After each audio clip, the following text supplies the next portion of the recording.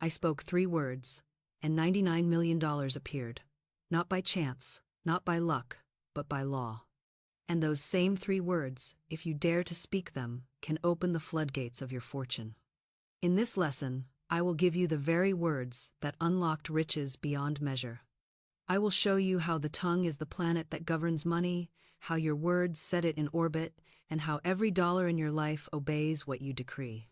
You will see why struggle never brings wealth, and why command always does. You will learn how to speak with authority, how to erase the old records of lack, and how to step into the golden stream of endless supply. Stay with me, for this is not chance, it is certainty, and when you know the law, you too will command your millions. You may have worked, and yet money slips through your fingers. You may have prayed for relief, only to see more bills pile high. You may have tried every scheme the world suggested, yet still feel chained to lack. The world tells you, that is life. I tell you it is bondage to false law. For there is a higher law, a law hidden from most eyes that turns loss into gain, poverty into plenty, despair into joy. I have seen men on the edge of ruin lifted overnight. I have seen women with nothing but faith speak a fortune into their hands, and I myself have proved it by the word of my mouth. And today, I will place this secret in your hands. In this teaching, I will show you step by step how I spoke 3 words into the silence of the night, and how those words carried the vibration of certainty that money could not resist. You will see why idle speech produces idle results, but words spoken in faith move mountains and open vaults. You will hear the stories of those who proved this law, how debts vanished, how riches flowed, how impossible doors swung wide. I will give you the exact affirmations that set this law in motion. And before we close, I will teach you how to speak your own 3 words. Tonight, words that will send a planet of fortune into orbit and return it to you laden with supply. Stay with me, for one sentence can change your world, and tonight you shall have it. Here's something most people completely miss. Money itself is not the true currency of life. Money is only a shadow, a reflection, a symbol. The real currency is words. Words buy and sell every condition of your existence. Words purchase your joy or your sorrow, your freedom or your bondage, your lack or your abundance. Every dollar you have ever held came first through the gate of a spoken word, whether yours or another's. This is why I say with all authority, words are the true coin of the spirit, and when you learn to spend them wisely, your purse will never be empty. Think of how men and women around you speak. One says, I can't afford it. Another says, money slips through my hands. Another says, I never get a break. And what do you see? The words they have spoken are the bills they are spending, and their lives pay out the exact balance of their decrees. Yet the one who says, I am divinely supplied. Riches come to me under grace in perfect ways. Sees doors open, debts dissolve, and channels flow. The same air carries both kinds of words, but the law answers them differently. For words are not empty breath, they are commands written in the unseen, and the unseen always pays its debts. Why is this so? Because the universe is a perfect accountant. The subconscious mind records every phrase, every declaration, every prophecy of your lips, and it balances the ledger by sending back to you an experience exactly what you have written in speech. That is why you cannot afford to speak lack, even in jest. A woman once joked for years about going to the poorhouse. She thought it harmless, even amusing. But her subconscious took it down in ink, and in time her wealth vanished, her comforts fled, and she found herself on the edge of the very poorhouse she had named. Her words were her currency, and she had spent herself into poverty. And I tell you, if words can buy you sorrow, they can also buy you joy. If words can purchase ruin, they can just as surely purchase riches.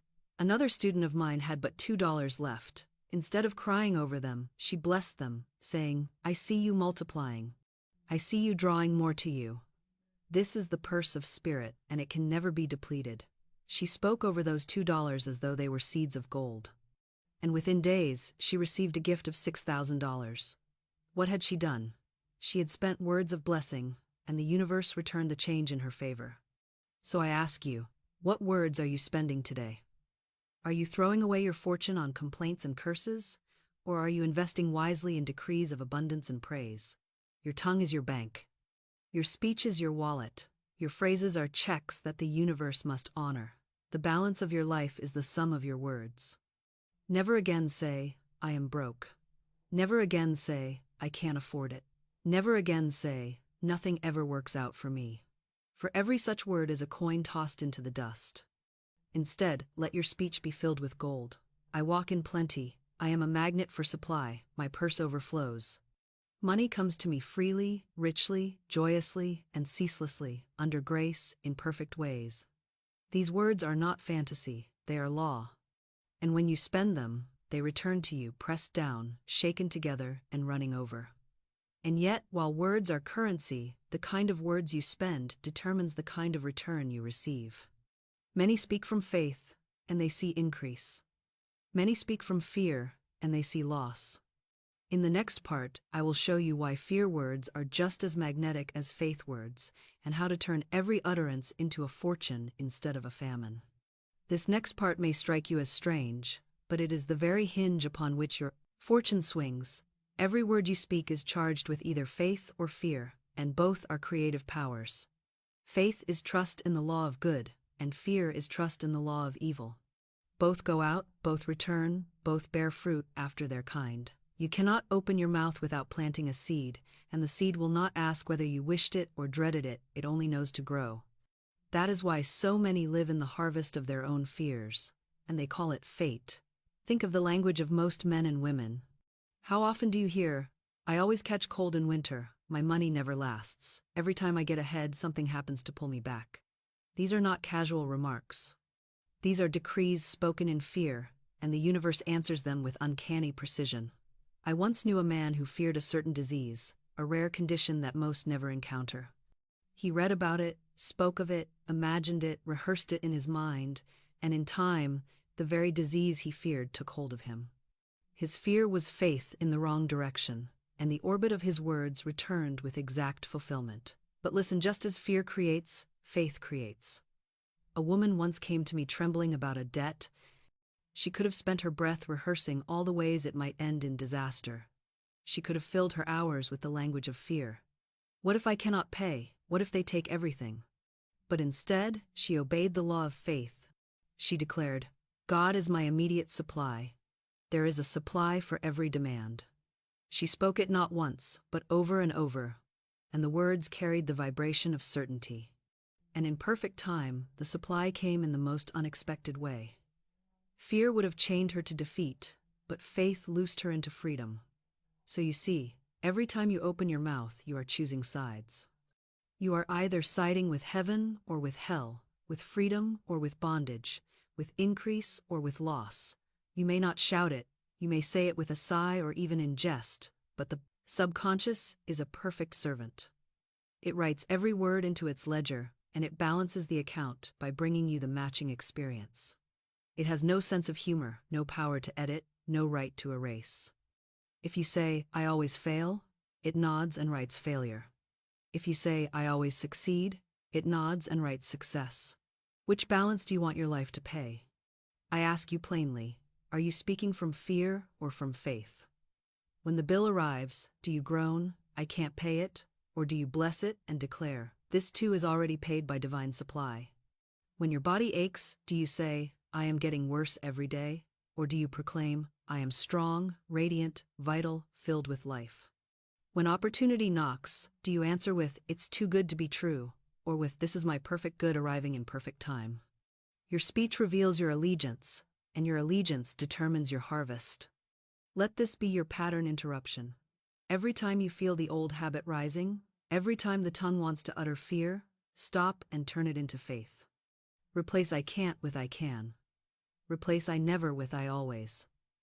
Replace it's impossible with God, all things are possible. You will feel foolish at first, as though you are pretending. But soon you will see the orbit shift. Your world will begin to answer faith instead of fear. Doors will open. Money will appear. Health will spring forth. For the universe is exact, and it obeys whichever master you serve with your words. Now that you see how words, whether spoken in faith or in fear, always return to their sender, you may ask, but where do they go? Where are they kept until they come back to me? The answer lies in the great inner bookkeeper, the subconscious mind. It records every decree, balances every account, and pays out in full. Let me show you how the subconscious acts as your unseen ledger, and how you can command it to write only records of abundance. What I am about to share might seem counterintuitive at first, but once you see it, you will never again wonder why certain patterns repeat themselves in your life. Every word you have ever spoken, every thought you have ever indulged, every image you have ever held, is recorded in the great unseen accountant within you, the subconscious mind. The subconscious is exact, impartial, and unfailing. It does not question whether what you spoke was wise or foolish, hopeful or fearful, a joke or a decree. It only writes it down in the eternal ledger, and then balances the account by sending back to you the matching experience. This is why the same troubles seem to return again and again to many people. They think fate has marked them, but in truth, it is only their own bookkeeper paying out on the orders they themselves have issued. Consider the phonograph record, etched with grooves that capture every word, every cough, every hesitation of the singer. When the needle is set upon it, the record plays back faithfully, repeating every sound in perfect detail. The subconscious is such a record, and your life is the playback. If you have impressed it with failure, it will play failure. If you have impressed it with poverty, it will play poverty. If you have impressed it with sickness, it will play sickness. But if you speak to it words of abundance, of strength, of freedom, of victory, it must just as faithfully play those back into your world. I once counseled a woman who said to me, "Why do I always meet with disappointment? Why do I always fall just short of success?" As she spoke, I heard the old record spinning. She had told herself this story so often that her subconscious had carved it into its grooves, and it was playing it back in every circumstance of her life. I instructed her to say aloud, with authority, "I now smash and demolish every untrue record in my subconscious mind. They return to the dust heap of their native nothingness, for they came from nothing and have no power. I now make new and perfect records through the Christ within, records of health, wealth, love, and perfect self-expression." She obeyed, and the very orbit of her life shifted.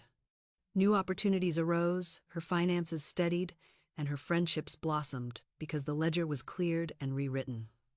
Do you see how vital this is?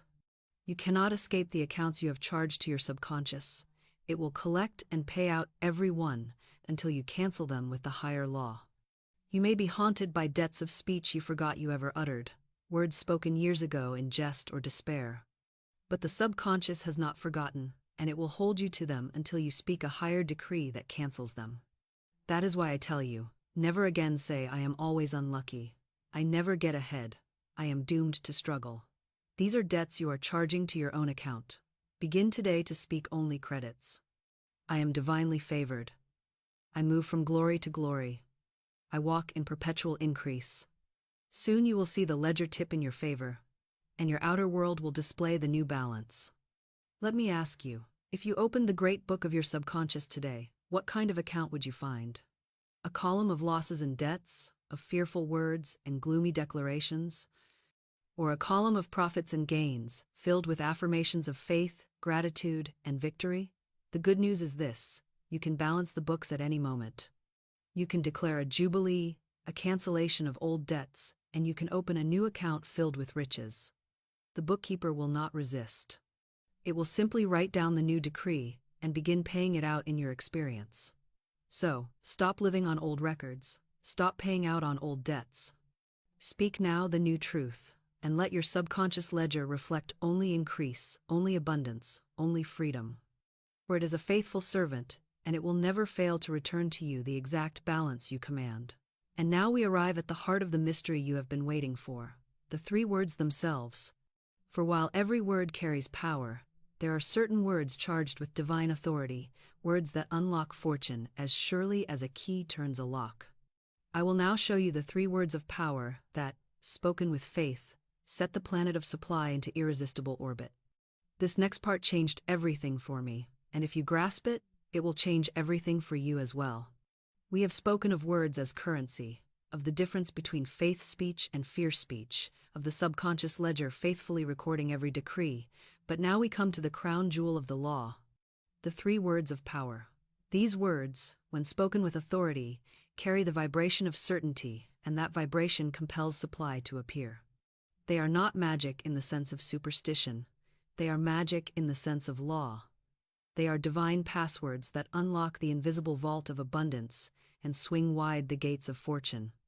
I spoke them every night, not begging, not pleading, not hoping, but declaring, and those declarations brought forth $99 million. The 3 words are simple, so simple that the mind stumbles at their plainness.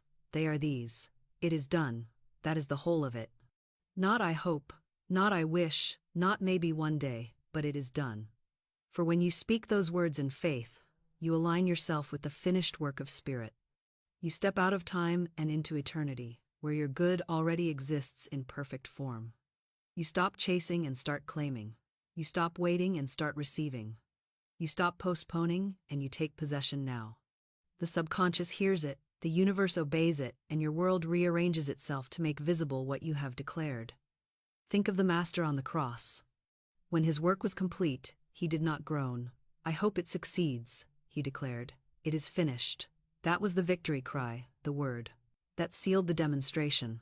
So too must you seal your own. When you pray, do not beg as though God were reluctant. Declare as though God has already acted, for indeed he has. Say over your need, it is done. Say it over your debts, it is done. Say it over your body, it is done. Say it over your dreams, it is done. And then rest in the certainty that the word has gone forth and cannot return void. I knew a woman once who longed for her right work, but she was always saying, I hope something comes. I wish I knew what to do. I wonder if I will ever find my place. I told her, you are postponing your good with every word. Tonight say aloud, it is done. My perfect work is now manifest. I give perfect service for perfect pay. She obeyed, and within a week, the very opportunity she had long desired opened before her. The words shifted her from hope to possession, from delay to fulfillment. So I ask you now, what is the thing you have been chasing, the dream you have been postponing, the supply you have been begging for? Tonight, instead of hoping, declare, it is done. Speak it with joy, with certainty, with thanksgiving, as though you already held the evidence in your hand, for in truth, you do. The unseen is more real than the seen, and when you affirm its reality, the seen must conform. Do not be deceived by appearances. Even if your purse is empty, say, it is done. Even if the letter of demand is in your hand, say, it is done. Even if your body is weary, say, it is done, and soon the orbit will shift, the ledger will balance in your favor, the demonstration will appear. For these 3 words are the royal decree, the shout of triumph, the seal of victory. They are the language of faith at its highest pitch, and when spoken with authority, they compel the universe to deliver. Transition to Section 2. Now, having spoken the 3 words, you must prepare for the result. For to say, it is done, without making room is like digging no ditch before the rain. The blessing will fall, but where shall it flow? In the next section, I will show you the law of expectancy, how to dig your ditches wide and deep, so that when the flood of supply comes, you are ready to receive it in full measure. Here's something most people completely miss. They say the words of faith with their lips, but with their actions they prove their unbelief. They declare, it is done, but they still walk like beggars. They affirm, my supply is certain, yet they shrink back in fear when the smallest opportunity to act arrives. And I tell you, this is why many never see their demonstration. For faith is not only words, it is deeds. Faith behaves as though the prayer is already answered. Faith acts as though the promise is already kept. Faith moves as though the supply is already in hand. Until you act rich before riches appear, you are still bound by doubt, and doubt delays every blessing. I once had a woman come to me, pale with fear. She faced a lawsuit for $3,000, and she had no money with which to pay. Her whole being trembled under the shadow of that debt. She begged me to speak the word for her, and I did, declaring, God is your supply. There is a supply for every demand. But then I said to her, you must prove your faith by your action. You must behave now as though the money were already yours. She looked at me in surprise. I told her to take me to lunch and not to economize. But Florence, she cried, I only have a little left. I said, Spend as though you were rich, for your true supply is not in your purse, but in God. She obeyed, though trembling, and we sat down together. Not long after, a relative appeared an unexpected channel. He asked her about her finances and, hearing her plight, offered her the exact sum of $3,000. At first, he promised it at the end of the month, but she needed it the very next day. I said to her, "Do not fear. Spirit is never too late." And indeed, the very next morning, that same relative called again and said, "Come to my office at once. I will give you the money today." And so she walked into court with every dollar she needed, her supply complete. Do you see the lesson? Had she clutched her purse in fear, had she pinched her pennies and withdrawn into doubt, she would have proven her belief in lack, and lack would have been her harvest. But by acting rich before riches appeared, by demonstrating in deed what she had affirmed in word, she opened the channel for spirit to act in miraculous ways. Her action was the shovel that dug the ditch. Her obedience was the cup that caught the rain. Her faith was proven not only by speech but by conduct, and the universe answered. So I ask you now, how are you acting? Do you speak of abundance but carry yourself as though you are still in want? Do you say it is done but still hide your face in fear? Do you declare, "I am prosperous," but live as though tomorrow will devour you? If so, you are neutralizing your own word. Faith without works is dead, and works are simply the natural expression of your certainty. When you are sure of your good, you act differently. You prepare the place, you set the table, you enlarge your tent, you walk like one who already possesses the land. Therefore, begin today to act as though it were already done.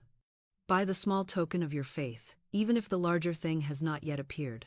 Set aside a place for your dream. Prepare your room for the blessing. Move in confidence, and let your actions preach the same sermon your lips declare. For when word and deed unite, the demonstration cannot delay. And yet, many still wonder why, though they act in some measure of faith, their results seem delayed. The reason is this: while faith prepares, fear delays. Fear is always working in the background, rehearsing failure, picturing disaster, and preparing for calamity.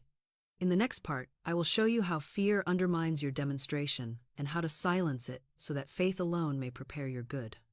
This next part may seem subtle, but it explains why so many people speak the words of faith, even act upon them a little, and still find themselves waiting as though heaven were deaf to their cry. The truth is this: faith prepares the way, but fear delays it. Faith digs the ditches wide, but fear fills them with sand. Faith opens the doors, but fear bolts them shut again. Faith is swift and sure, but fear is sluggish, suspicious, double-minded, and it drags every blessing into tomorrow.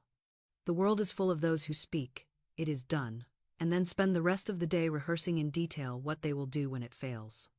They plan their excuses, they picture their defeat, they prepare for the worst while claiming to expect the best. And the subconscious, ever faithful, reads those secret preparations and answers them with exact demonstration. I knew a man once who begged me to speak the word over his finances. He had a large obligation coming due, and he said, "Florence, I truly believe God will provide." Yet, as he spoke, I saw the shadow of fear in his eyes. I asked him what he had been thinking, and he confessed, "All night long I rehearsed what I would say if I could not pay. I imagined the shame, I pictured the quarrel, I prepared the argument." I said to him, "Can you not see that you are neutralizing the very treatment I have given? You are digging ditches for failure instead of supply. You are preparing a road for calamity instead of blessing. Spirit will never leave you destitute, but your fear is closing the channel by which your good would arrive." Until he cast away that inner rehearsal of failure and replaced it with a vision of success, his demonstration remained delayed. This is the subtle trap of fear. It disguises itself as prudence, as wisdom, as realism. A woman says, "I must set aside for illness, just in case," and she has already carved a channel for sickness to flow.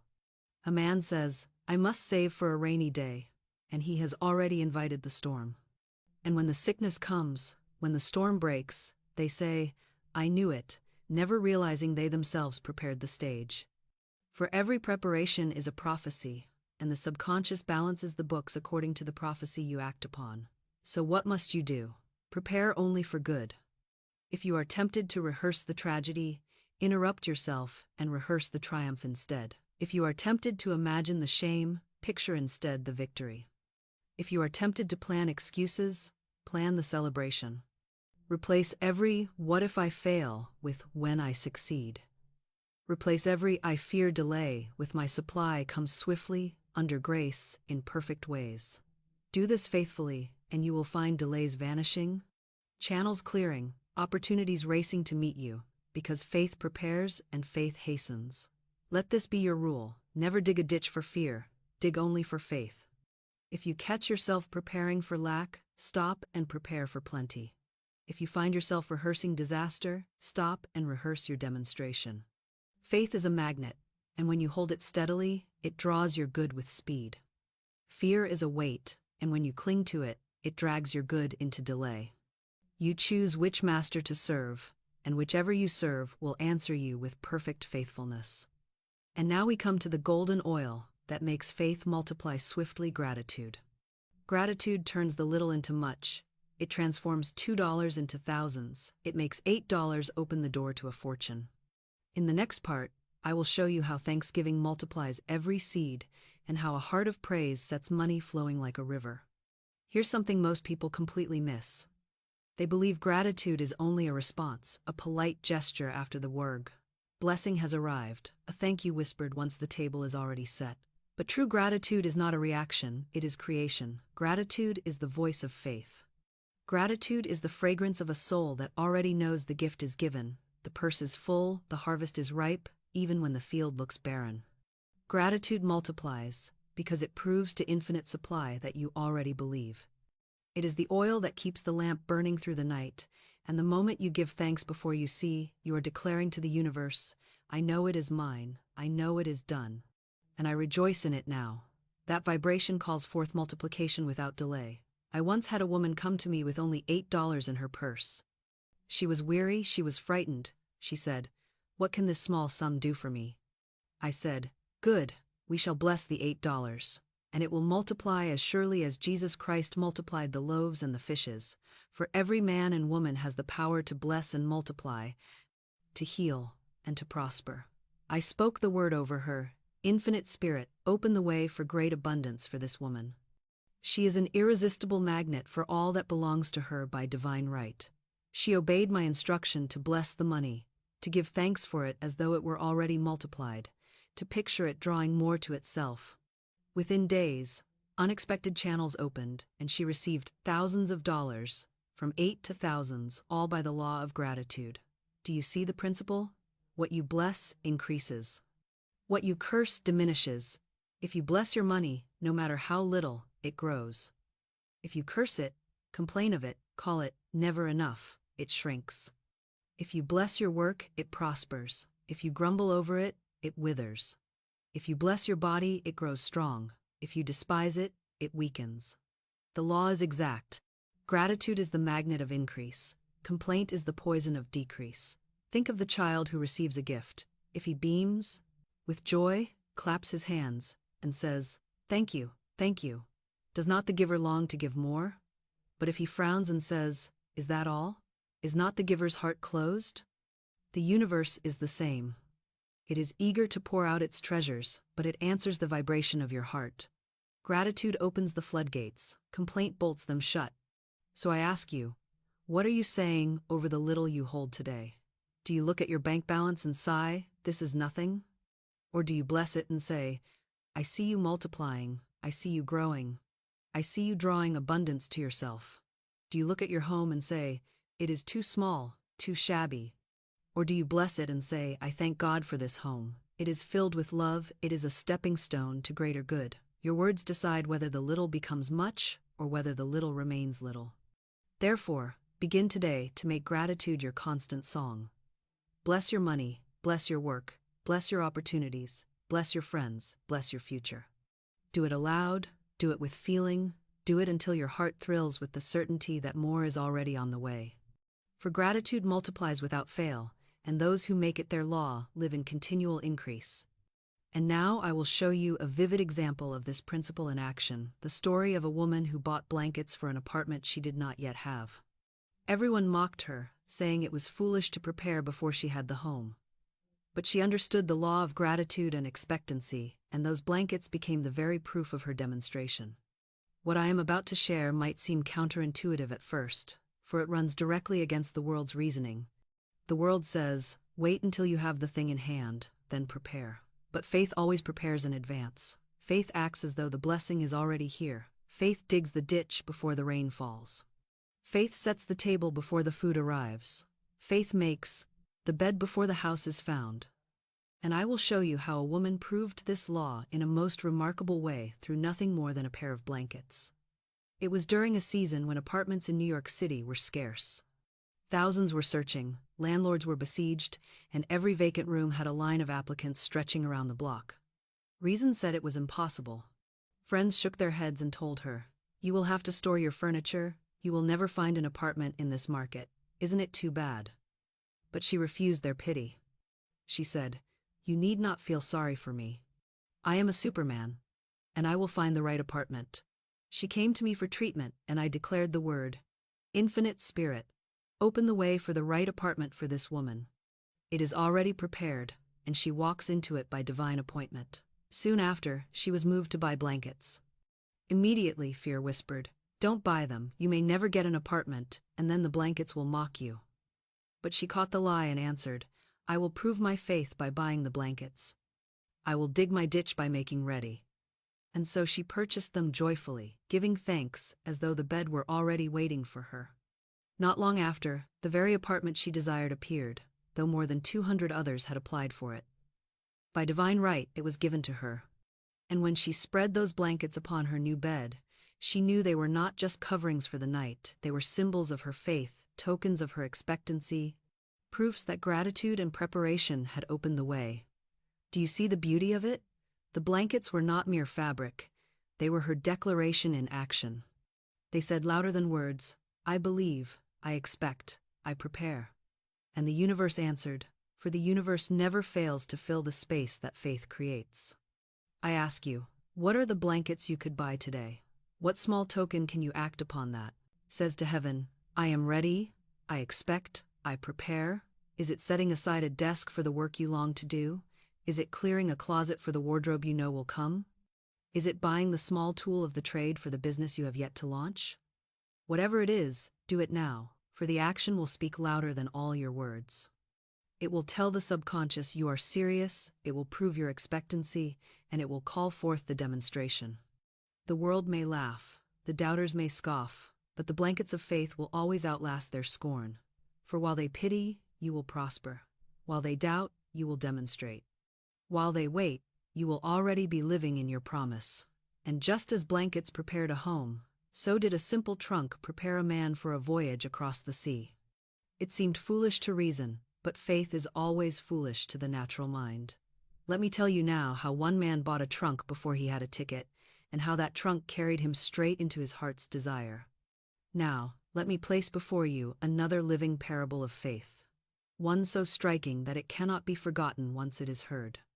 It is the story of a man whose longing was to travel abroad, to sail across the sea, to walk the streets of foreign cities, to see the treasures of the world with his own eyes. Yet, to all appearances, such a dream was utterly out of reach. He had no ticket, no money for passage, no wealthy friend waiting to finance his voyage. Reason mocked him, telling him to give up, to stay where he was, to be content with the narrow circle of his life. But faith whispered another message: prepare as though the trip were already yours. Dig your ditch, make room, prove your expectancy. And so he did something that seemed ridiculous to every onlooker. He went out and bought a trunk. Not a shabby old box, not a cast-off to be tucked away in some attic, but a fine trunk, handsome and bright, with a bold red band about its middle, a trunk that spoke of adventure, of distant shores, of voyages to come. When he brought it home, others laughed.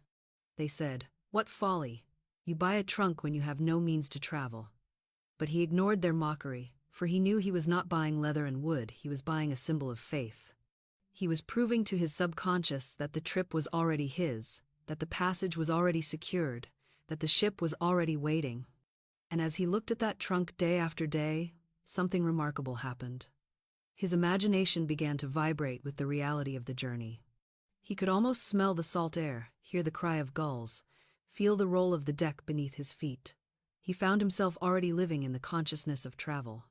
The trunk became a sermon to him, preaching silently, "Your desire is certain, your dream is real, your voyage is secured." And soon, as surely as night follows day, the demonstration came.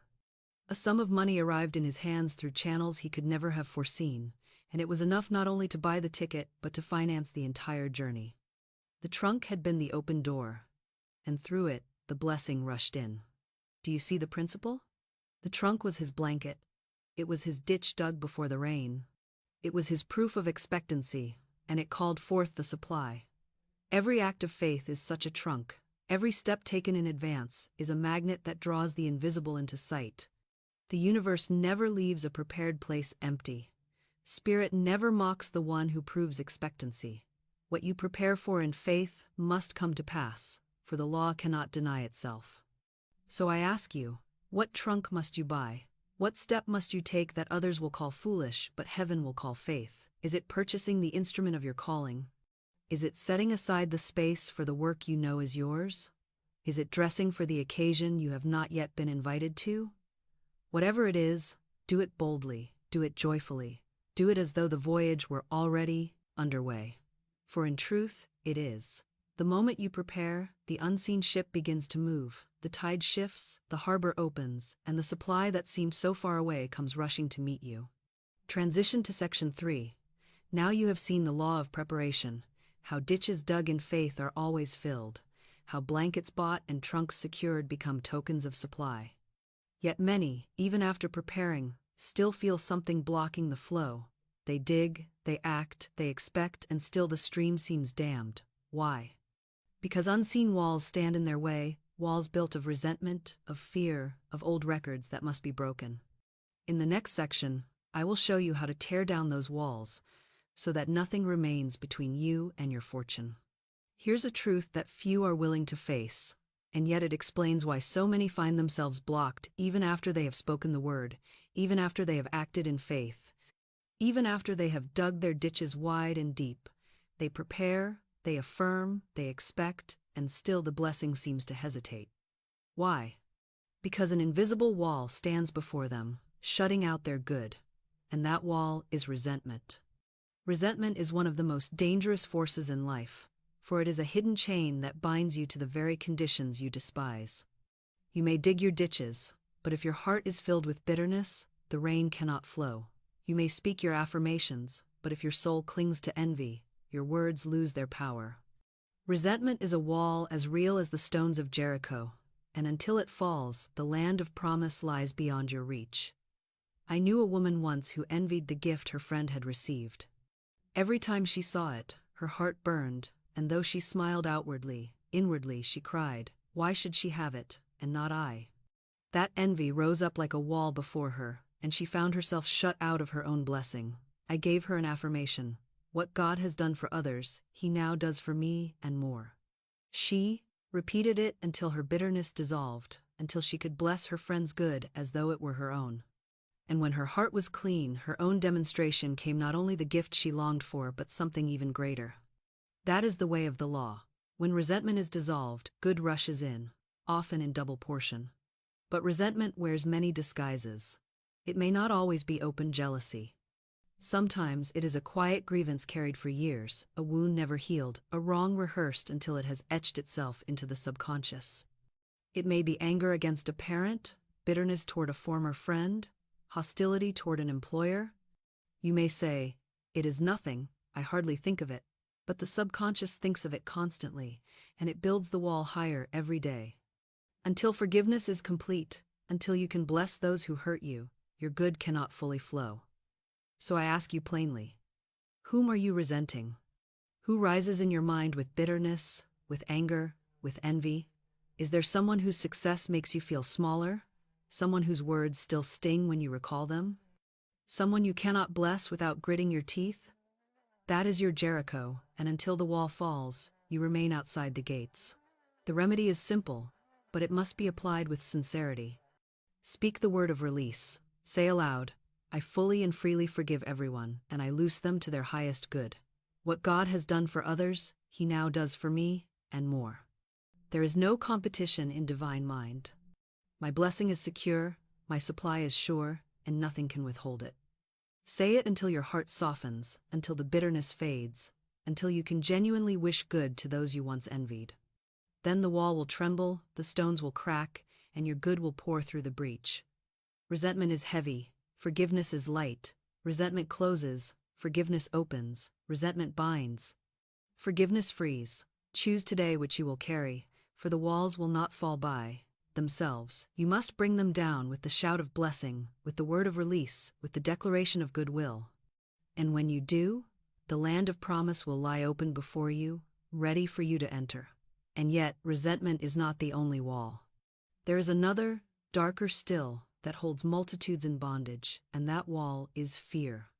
Fear is simply faith turned upside down, faith in evil instead of good, faith in failure instead of success.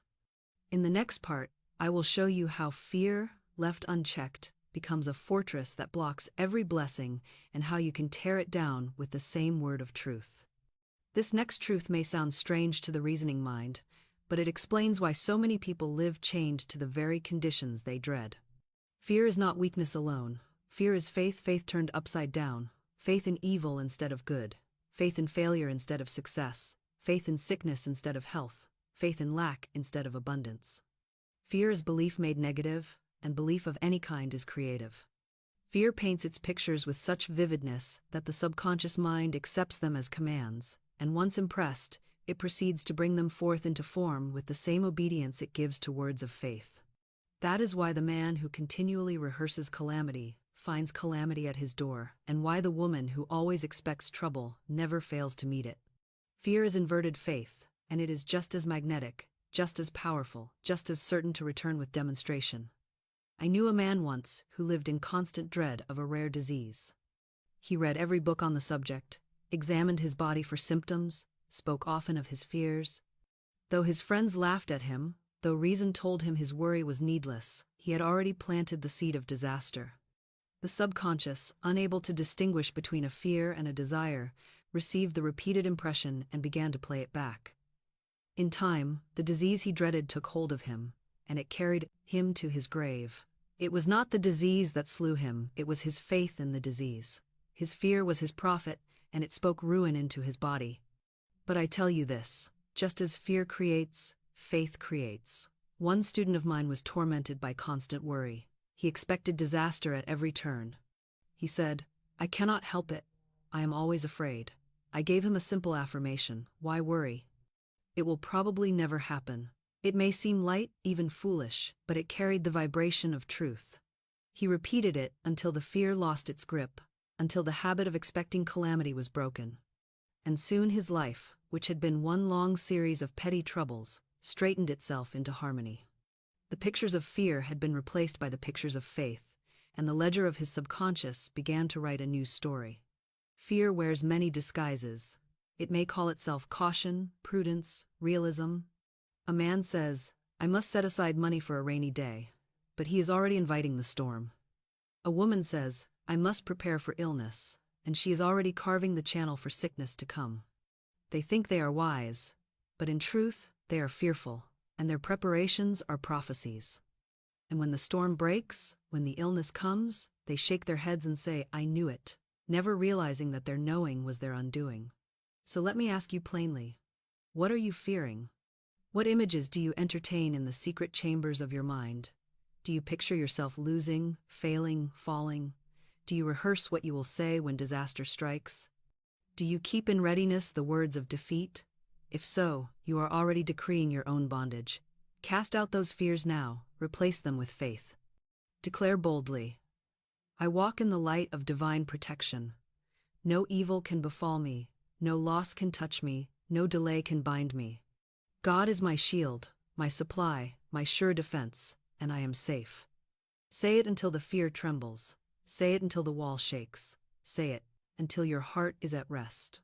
Fear cannot live where praise abides. Fear cannot hold where thanksgiving reigns. Fear cannot bind the soul that has fixed its eye upon the good. So lift your eyes, Lift your voice and proclaim the opposite of your dread. Speak life against death, supply against lack, joy against sorrow, faith against fear. For just as inverted faith creates ruin, true faith creates abundance, and the law will never fail to return to you the image you hold most dearly.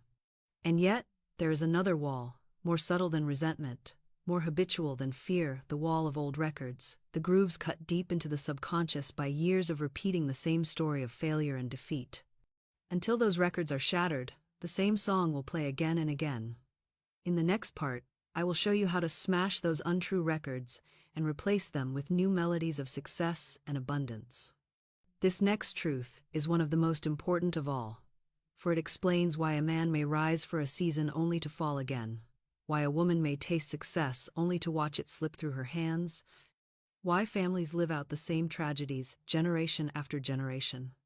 It is because the subconscious mind is like a phonograph, endlessly playing the records that have been cut into it by years of repeated words, repeated fears, repeated images. Once a record is cut, it will play back faithfully. It does not ask whether the song is sweet or bitter, whether it brings harmony or discord. It simply repeats, and the life of the person becomes the echo of the grooves pressed into the mind. I have seen people live as prisoners of these old records. One woman said to me, "Every time I come near success, something happens to push it away. I take 2 steps forward and 3 steps back. Why is life so cruel?"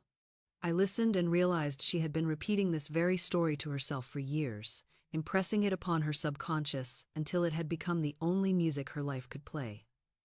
I told her, "You must break the record. Smash it. Demolish it.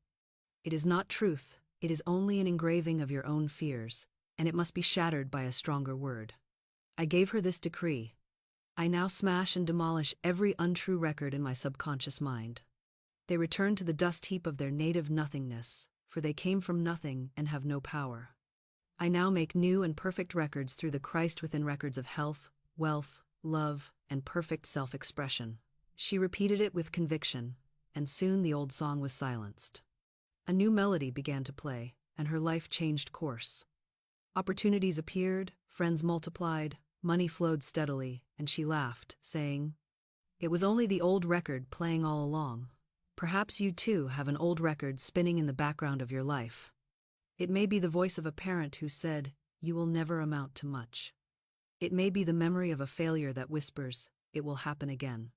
It may be the story you tell yourself each time a bill arrives, each time a door shuts, each time a dream seems delayed. These records are not true. They are shadows, impressions, illusions that have no life except the life you give them by letting them play. Break them, smash them, refuse to let them spin one moment longer. The way to do this is not by silence, not by hoping they will fade, but by speaking a stronger word that drowns them out. Just as music can shatter glass when sung at the right pitch, so too can your spoken word shatter the grooves of the subconscious when charged with faith. Say aloud, "Every false record is broken, every wrong decree is erased. I now sing a new song, the song of victory, of plenty, of health, of joy, of love, of perfect self-expression." Say it until the old melody dies, and soon your life will dance to the rhythm of the new. Do not be deceived into thinking that you are chained forever to the patterns of your past. The past has no power, unless you continue to play it. The subconscious is obedient, not creative. It only replays what has been impressed upon it. When you impress it with new truth, new faith, new affirmations, it must obey just as faithfully. The record will change, the music will change, and your life will change. So stop mourning over the old song. Stop humming the tune of defeat. Break the record boldly, and let the sound of new creation fill your soul. For the law does not ask whether you are worthy of a better song, it only asks what record you choose to play. And once you have broken the old records, once you have silenced the grooves of fear and defeat, there remains a final act to bring the walls of limitation crashing down. It is the act of the shout, the triumphant cry of faith that shakes the very foundations of bondage. Just as the walls of Jericho fell with a shout, so too must your walls fall when you lift your voice in victory. Let me show you how to raise that shout and march into your promised land. Now, we come to the final blow against the walls of limitation, the act that shakes the very ground beneath the fortress of lack, the sound that makes every stone tremble and fall. It is the shout of triumph. Some people imagine that quiet prayers alone will suffice, that whispers in the night are enough to move mountains.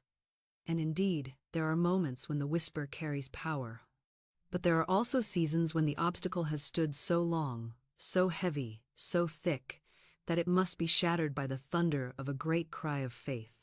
Just as the Israelites circled Jericho in silence for 6 days, and then on the 7th day lifted up a shout so mighty that the walls fell flat, so must you sometimes open your mouth and shout your decree until every barrier collapses. I tell you, words spoken with authority are not mere sounds. They are vibrations that carry through the air, through the ether, through the very fabric of matter itself. They are radioactive forces that cannot be resisted. When spoken with conviction, they penetrate walls of stone, dissolve conditions of bondage, scatter armies of doubt, and rearrange circumstances. This is why I urge my students not only to affirm quietly, but also to speak loudly, joyfully, triumphantly. For when you raise your voice, you raise your vibration. You send forth a sound that reverberates in heaven and in earth, and every power of the universe hastens to obey. I once gave a woman an affirmation, whose life seemed chained by endless delay. Every door she tried to open was shut, every effort met with hindrance. She said, "Florence, why does nothing move?" I told her, "Because you are still speaking as though in bondage. You are whispering when you must shout. Take this decree. The walls of lack and delay now crumble away, and I enter my promised land under grace in perfect ways. Do not murmur it, declare it. Shout it aloud until you feel the walls shake." She obeyed. She stood in her room and shouted the words again and again until her whole being thrilled with power. She saw in her inner vision the walls cracking, the stones tumbling, the dust rising, and within days, the demonstration came. Delays vanished, channels opened, opportunities poured in. Her shout had broken the spell, and her good flowed freely. Do not fear to lift your voice. Do not shrink back as though God is offended by volume. God is glorified by the shout of triumph, for it proves you believe, it proves you rejoice before the evidence, it proves you know the battle is already won. When you shout, you are not pleading, you are proclaiming. You are not begging, you are commanding. You are not asking, will it come? You are declaring, it is here. And heaven and earth must answer such a voice. So I ask you now, what walls stand before you? What debts loom like fortresses? What sickness towers like Jericho? What fear rises like stone? March around it with the silence of expectancy. But, when the time comes, raise your voice and shout. The walls of lack and delay crumble now. I enter my promised land under grace and in perfect ways. Shout it until you feel the power. Shout it until you see the vision. Shout it until the walls fall flat, for they cannot withstand the vibration of truth spoken in triumph. The law has no resistance to joy. The universe has no defense against victory. When you shout with faith, the ground shakes, the walls fall, and you walk straight into your inheritance. Transition to Section 4. Now, when the walls have fallen and the land lies open, a new question arises. Which way shall you go? For in the open country there are many paths, many doors, many voices. Reason will try to guide you, but reason can only see what is past. To walk safely, you need a higher guide, a compass more faithful than the stars, a voice more certain than logic. That guide is intuition, the still small voice within. In the next section, I will show you how to hear it, how to obey it, and how to let it lead you straight into your fortune. When the walls have fallen and the land lies open before you, the question is no longer, can I enter, but rather, which path leads to my treasure? For there are always many roads, and reason, that proud servant of the human mind, will rush forward to guide you. Yet reason is blind beyond appearances. Reason can only calculate with the fragments of yesterday. It looks at what has been and says, therefore this must be, but your true good is never contained in yesterday's limits. The riches of spirit are not bound by charts or statistics. They spring forth in ways that no logic could foresee. They arrive through channels no intellect could devise, and they are guided by a voice that reason cannot hear. That voice is intuition, the still small voice of spirit within you, the compass that always points to your true north. I tell you, Intuition is your most faithful guide, yet most people dismiss it, silence it, or argue against it because it does not fit the reasoning of the natural mind. They say, it makes no sense, it is too risky, it cannot be done, and in doing so, they walk straight past their demonstration. But the one who listens, the one who obeys without hesitation, finds himself at the right place, at the right time, meeting the right people, receiving the right supply. It looks miraculous to the world, but it is simply obedience to the inner compass. I recall a businessman who needed a loan to save his venture. He had already applied at the bank and had been refused. Disappointed, he walked away, and reason told him it was finished. But as he went, a voice within whispered, "Go back," he argued, saying, "Why should I return? They already said no." Yet the voice persisted, gentle but firm. "Go back now." At last he obeyed, and as he entered, he discovered that in the very moment he had turned away, new instructions had reached the officer. The loan was granted without delay. Had he listened to reason, he would have walked away empty-handed. By listening to intuition, he walked straight into his demonstration. Do you see the lesson? Intuition is never hurried, never anxious, never confused. It speaks with calm authority, a gentle nudge, a sudden knowing, a quiet voice that says, "This is the way, walk ye in it." And when you trust it, you cannot be misled.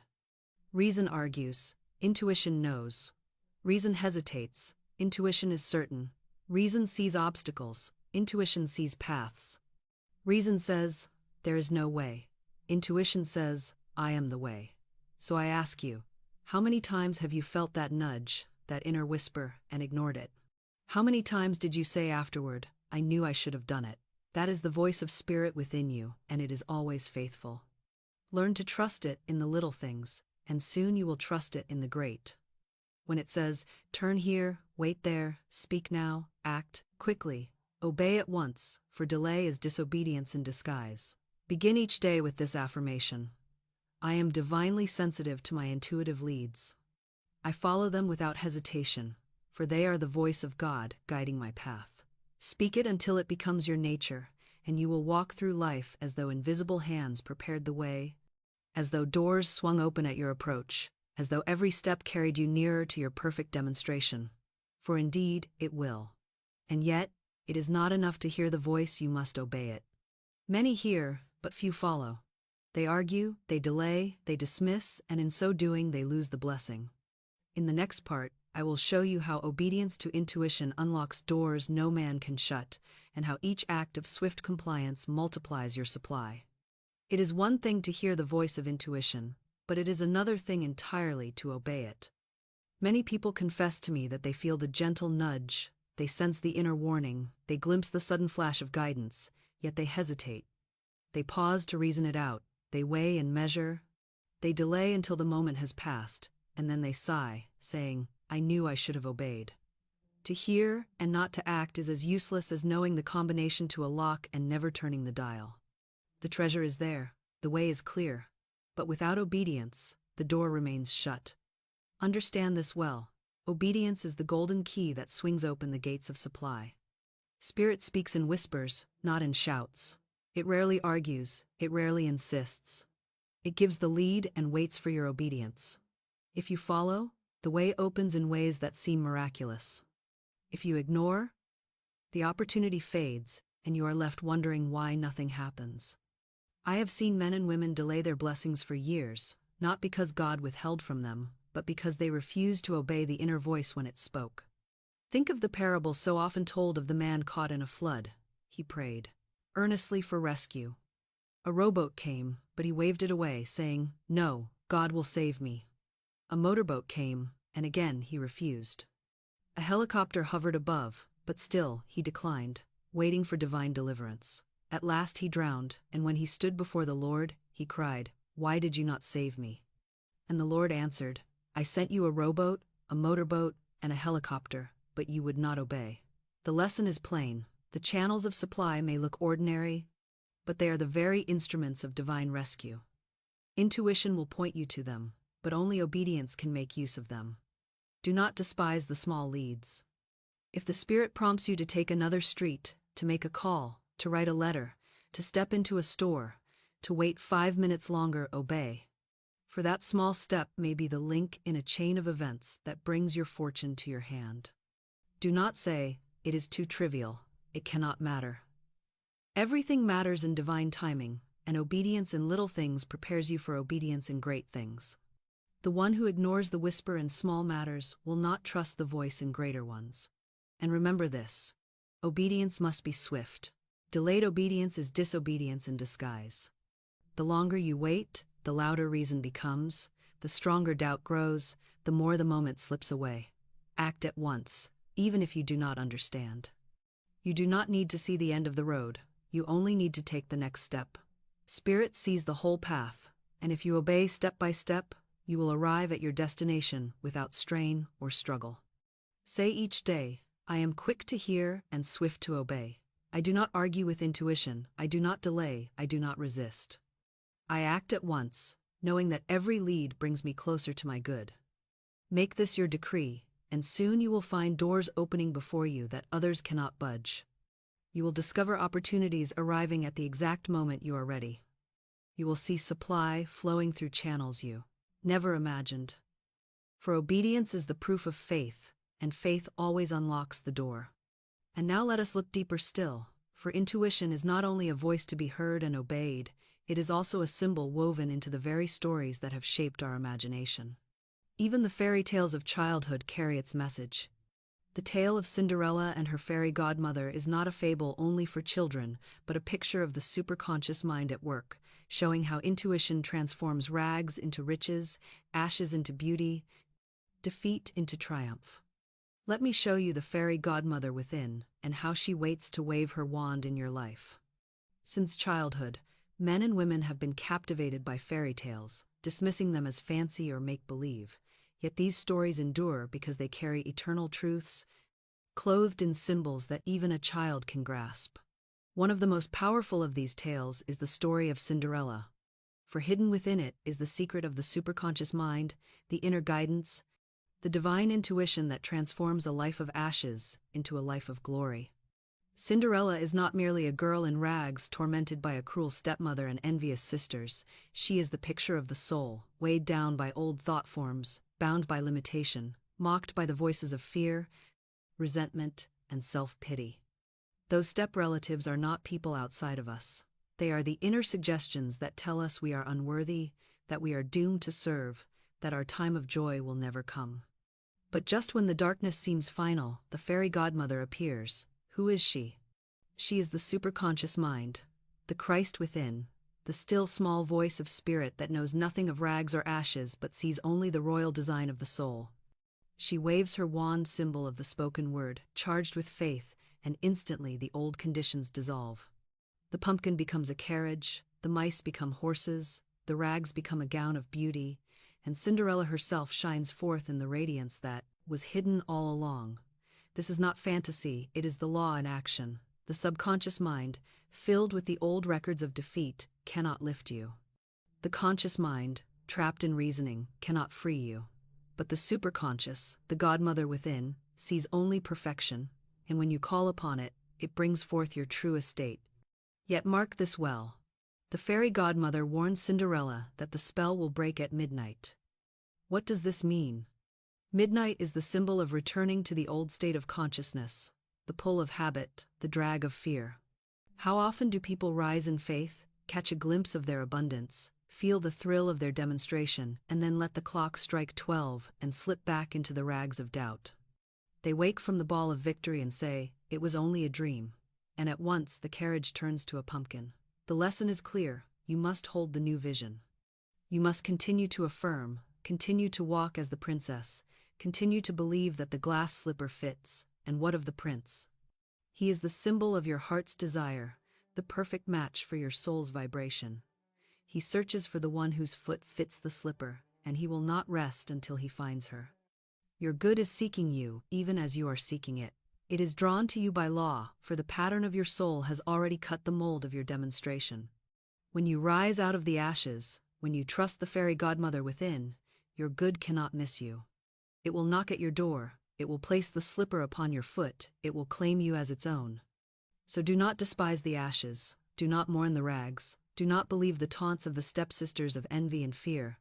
Call upon your intuition, your fairy godmother within. Say aloud, the Christ within me now waves the wand of truth. My rags are gone, my carriage awaits, my destiny is secure. I step into my palace, under grace, in perfect ways. Say it with joy, say it with certainty, say it as, though the ball were already in progress and the prince already at your side. For in truth, it is so. Transition to Section 5. And now, having heard the voice above reason, having obeyed its leads, having trusted the fairy godmother within, you are ready for the final step, dominion.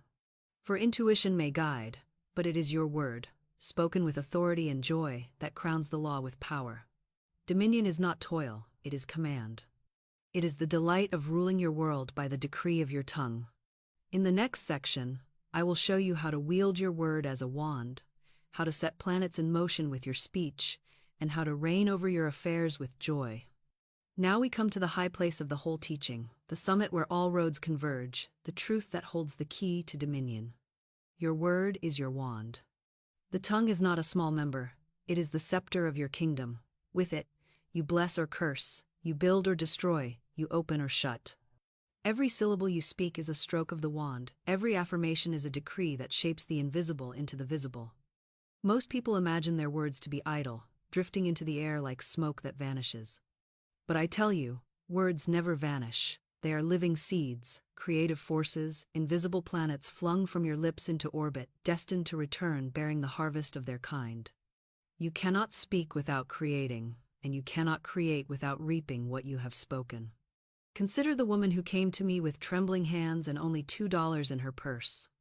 She looked at me with despair, saying, "What can I do with this?"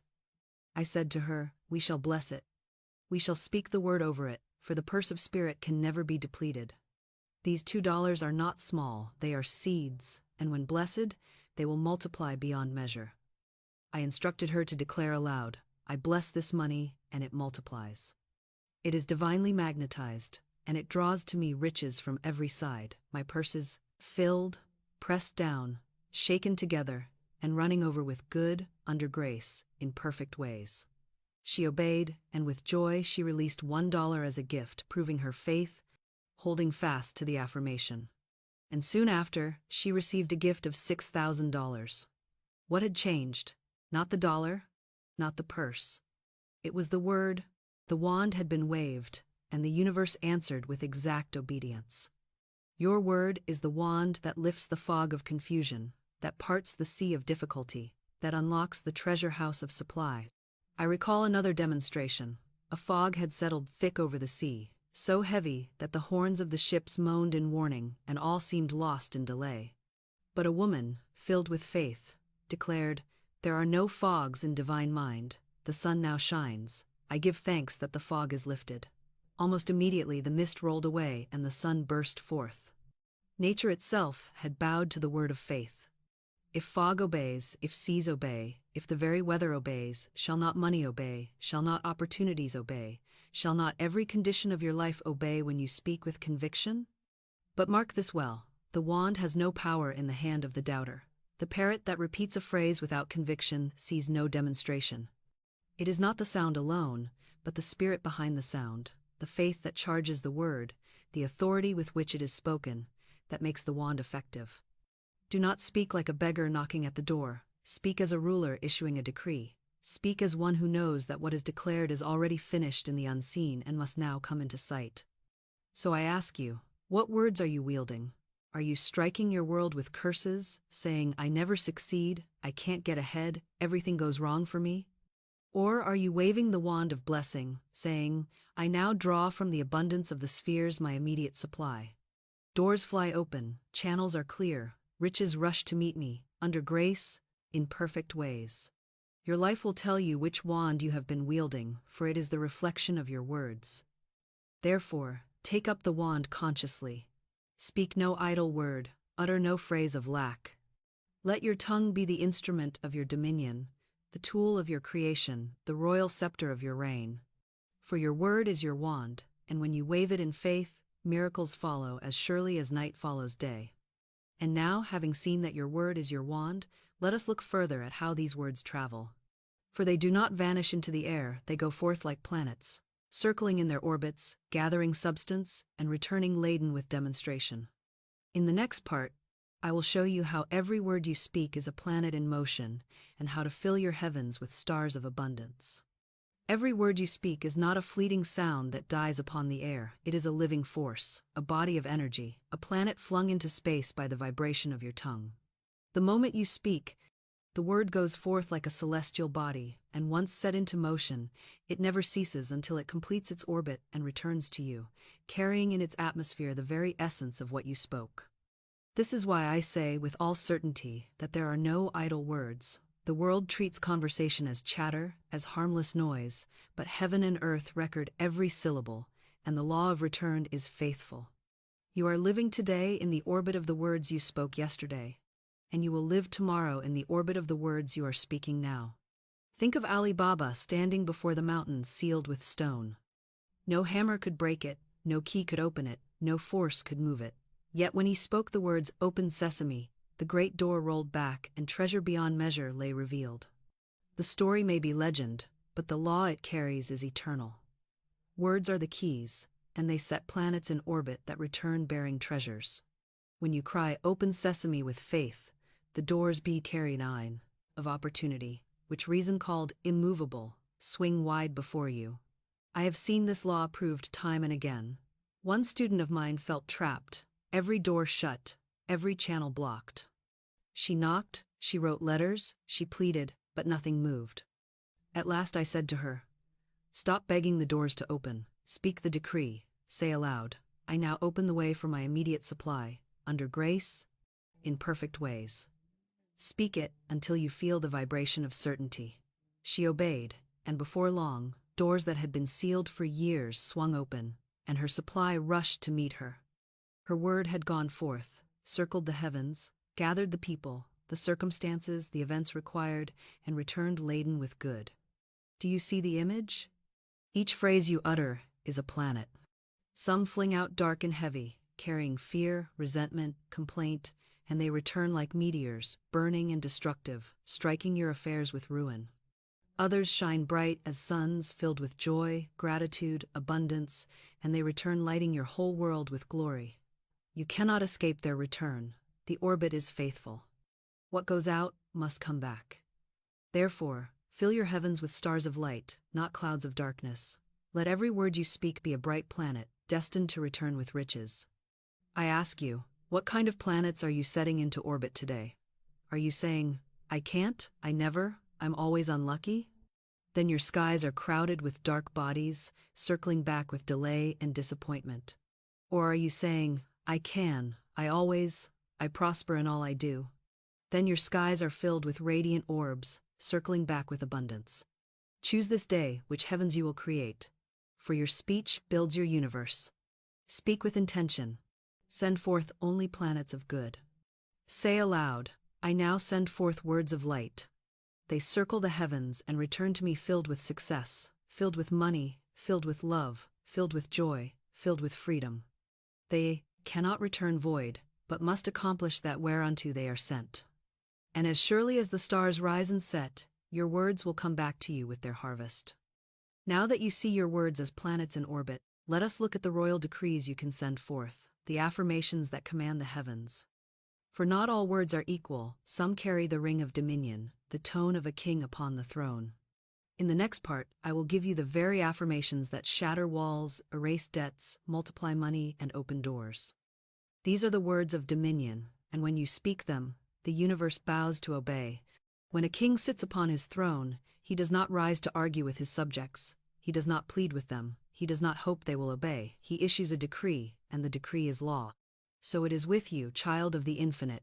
You are heir to divine dominion, and the tongue is your scepter, your affirmations are your decrees, and your world is the kingdom that must obey.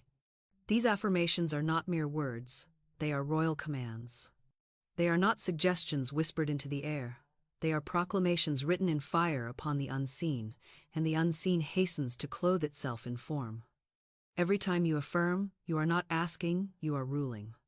You are not begging, you are commanding. you are not hoping, you are declaring that which already exists in the mind of God and is now made visible in your affairs. I have watched the lives of my students turn as swiftly as a ship changes course when they begin to speak affirmations of dominion. One who had been bound by debts began to declare, I now draw from the abundance of the spheres my immediate and endless supply, all channels are free, all doors are open. Infinite Spirit is never too late, never too soon, but always on time. She spoke it daily, with authority, with joy, and soon unexpected checks arrived, opportunities blossomed, and her burdens dissolved. Another who felt shut in by delay proclaimed, the walls of lack and delay now crumble away, and I enter my promised land under grace, in perfect ways. She visualized the walls falling as she spoke, and within days the hindrances melted, and her good rushed forward. But hear me clearly, it is not the repetition alone that carries the power. A parrot may mimic the same phrase 1,000 times, and no miracle will appear. The difference is in the spirit behind the words. When you speak as one with authority, when you speak as though you know it is already done, when you speak with the joy of one who already possesses the blessing, then the affirmation is not mere sound, it is law, and the law moves swiftly. Here are affirmations of dominion that I charge you to speak aloud, morning, noon, and night. I am now linked with an endless golden stream of prosperity, which comes to me under grace, in perfect ways. I give thanks that every demand is met, every bill is paid, every debt is dissolved, and I walk in freedom, plenty, and joy. There is no competition in divine mind. What is mine by divine right cannot be taken from me, and what is not mine I release in peace. I stand fearless, free, and abundant, for God is my supply, and my supply is sure. Speak them not as though you are trying to make them true, but as though they are eternally true and you are simply proclaiming them into visibility. Feel them vibrate in your bones, see them as already accomplished, rejoice in them as though the harvest were already in your hands. For the law responds to joy more swiftly than to effort, to certainty more powerfully than to repetition, to faith more perfectly than to fear. So rise each day as the king or queen of your world. Take up your scepter, which is your tongue, and decree only that which you desire to see. Refuse to waste words on lack, on doubt, on delay. Let every affirmation be a royal order, and watch your life transform into a kingdom of abundance, for affirmations of dominion are not wishful thinking, they are heavenly laws spoken into earthly form. And now, to crown it all, I will show you that dominion is not a heavy duty or a grim burden. It is not toil to command the law. It is joy. The final secret is this. Speak your words with gladness, affirm with delight, command with laughter, and you will find the law answering more swiftly than ever before. For dominion is a game to be played with joy, not a weight to be carried in fear. Let us finish this lesson with the art of joyful command. Now we come to the final jewel in the crown of dominion, the secret that transforms command from a heavy task into a song of victory. Joyful command. Many who first learn the law treat it as a burden. They speak their affirmations with solemn faces, heavy tones, and strained effort, as though they were grinding out prayers from a place of fear. But the law is not moved by heaviness, it is moved by joy. Dominion is not drudgery, it is delight. To speak the word is not to toil, it is to play. It is the joy of a child blowing bubbles into the air, knowing they will shimmer in the light. It is the laughter of one who already holds the prize, rejoicing before the evidence appears. For joy is the highest vibration of faith, and when you command with joy, the universe hastens to obey. I once had a student who practiced her affirmations so sternly that her whole being grew rigid. She said them hour by hour, but her voice was hard, her spirit strained, and nothing seemed to move. She came to me weary and said, "Florence, why do I not see results? I am faithful in repeating the words." I said to her, "You are faithful, but you are joyless. You are making the law a labor when it is meant to be a game. Speak your affirmations as though you were singing a hymn, as though you were celebrating a victory already won." She obeyed. She began to clap her hands as she spoke, to laugh as though she already held her demonstration, to sing her affirmations as though they were songs of triumph. And almost at once, the atmosphere shifted. Within days, doors opened, money appeared, and her face shone with light. Her joy had given wings to her words, and the law had rushed to perform them. Do you see? The universe delights to serve the joyful. Gratitude multiplies, but joy accelerates. Fear binds, but joy liberates. Doubt delays, but joy hastens. Dominion is not grim, it is glad. You are not dragging a load uphill, you are dancing in the fields of your inheritance. Every affirmation is not a chore, it is a celebration. When you declare, "I now draw from the abundance of the spheres my immediate supply," do not say it with a sigh. Say it with a shout of laughter, say it with a sparkle in your eye, say it as though the supply were already overflowing your purse, and watch how quickly the purse fills. Joy is contagious, it is magnetic. When you affirm with joy, not only does the universe answer, but people are drawn to you, opportunities gravitate toward you, doors open because your vibration announces abundance before you speak another word. Joy proves that you believe. Joy proves that you expect. Joy proves that you know. And the law always responds more swiftly to knowing than to striving. So let your dominion be filled with laughter. Let your affirmations ring like songs of praise. Let your words carry the tone of victory.